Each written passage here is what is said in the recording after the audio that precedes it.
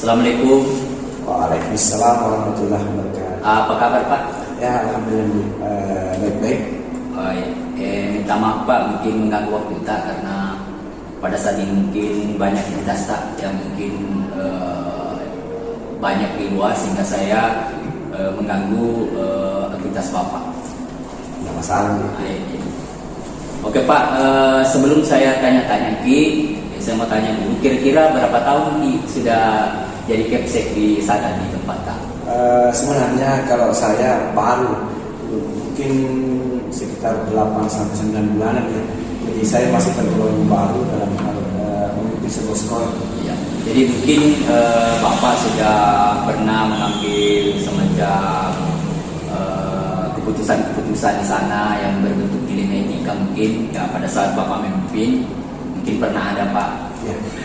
Dalam hal pengambilan keputusan yang menyangkut tentang dilema etika dan rujukan moral, saya kira setiap kepala sekolah itu pasti menemui hal yang tersebut. Masalah tersebut pasti ada. Ya.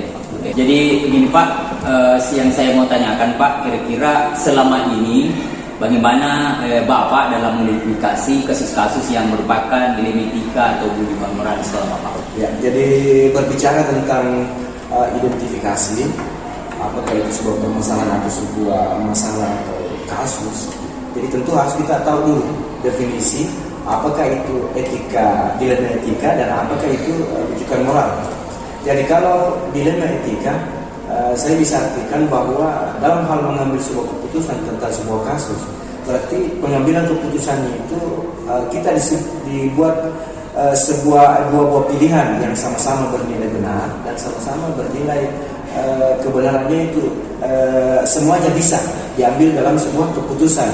Beda kalau rujukan moral. Kalau rujukan moral mungkin salah satunya dalam hal pengambilan keputusan bisa keputusannya salah tapi bisa benar.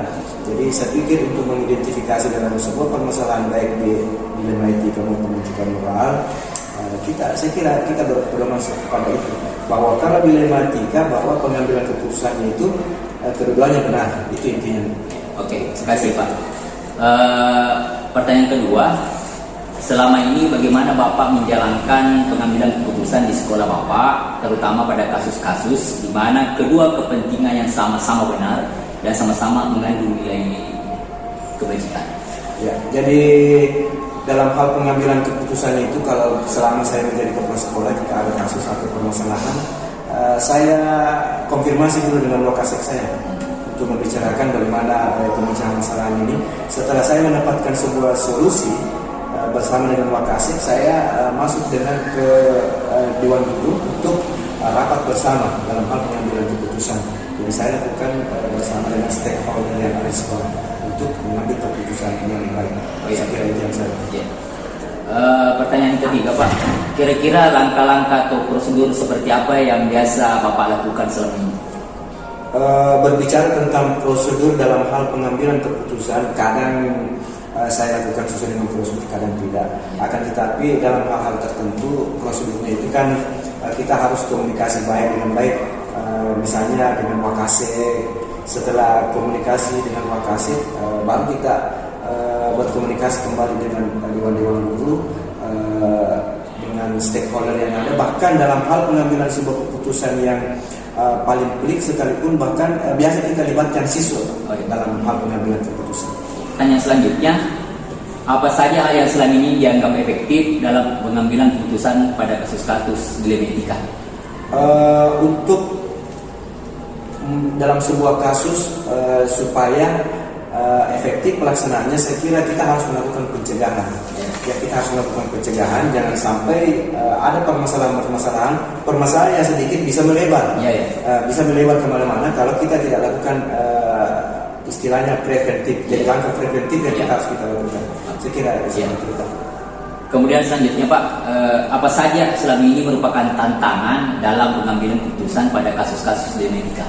Ya, berbicara tentang tantangan dalam hal pengambilan sebuah keputusan, terutama menyangkut mengenai masalah atau kasus-kasus, saya kira tantangannya ada, pasti ada tantangan. Tetapi kalau tantangan itu melibatkan sebuah hati dan perasaan, saya kira tantangannya lebih berat. Seperti misalnya tantangan yang ada hubungannya dengan rasa kemanusiaan. Saya pikir itulah tantangan yang paling berat dalam hal pengambilan sebuah keputusan. Ya. Oke, selanjutnya Pak, apakah Bapak memiliki jadwal tertentu dalam sebuah penyelesaian kasus di Etika? Apakah Bapak langsung menyelesaikan di tempat atau memiliki sebuah jadwal untuk menyelesaikannya? Apakah dibentuk atau prosedur seperti apa yang Bapak jalankan? Untuk menyelesaikan sebuah kasus atau permasalahan yang ada di sekolah, selama ini saya tidak membutuhkan jadwal. Jadi kalau misalnya ada kasus, ada permasalahan, langsung saya ambil tindakan untuk menyelesaikan masalah tersebut. Kalau bisa diselesaikan hari itu, kita selesaikan hari itu, jam itu juga harus selesai. Karena kapal dibiarkan, masalahnya bisa melebar, bisa menjadi justru membuat masalahnya lebih besar. Nah, tentu dengan penyelesaian masalah ini tentu melibatkan teman-teman guru dan siapapun yang ada di sekolah itu untuk penyelesaian masalah tersebut. Ya. Selanjutnya Pak, adakah seorang atau faktor-faktor apa selama ini mempermudah atau membantu Bapak dalam mengambil keputusan dalam kasus-kasus di Etika? Untuk faktor-faktor yang memudahkan saya dalam hal pengambilan keputusan adalah faktor kerjasama dengan rekan-rekan guru yang di sana. Jadi rekan-rekan guru itu merupakan faktor faktor utama dalam pengambilan keputusan, karena dalam hal pengambilan keputusan harus kita musyawarahkan secara bersama-sama, karena segala sesuatu apabila dimusyawarahkan dengan siapapun maka hasilnya akan baik apabila dimusyawarahkan dengan baik. Oke, kasih Pak. Dari pertanyaan terakhir Pak, dari semua hal yang telah disampaikan Bapak, pembelajaran apa yang dapat Bapak petik dari pengalaman Bapak dalam pengambilan keputusan di Etika? Ya, jadi selama saya jadi kepala sekolah, pengalaman saya bahwasanya dalam hal pengambilan keputusan, kadang-kala kita mengambil keputusan menurut kita benar, tapi belum tentu orang lain menganggapnya benar. Jadi dalam hal pengambilan keputusan kita harus bijaksana. Jadi intinya kita harus bijaksana dalam hal mengambil keputusan untuk oleh semua pihak bisa menerima dengan baik. Karena apapun yang kita putuskan itulah keputusan yang terbaik. Yang penting intinya kita musyawarahkan. Saya pikir itu. Ya. Oke Pak, terima kasih atas sharing ini Pak. Saya kira mungkin cukup. Jadi mungkin lain kali kita bertemu lagi. Ya Pak, terima kasih banyak Pak. Ya, terima kasih. Ya, terima kasih. Selamat.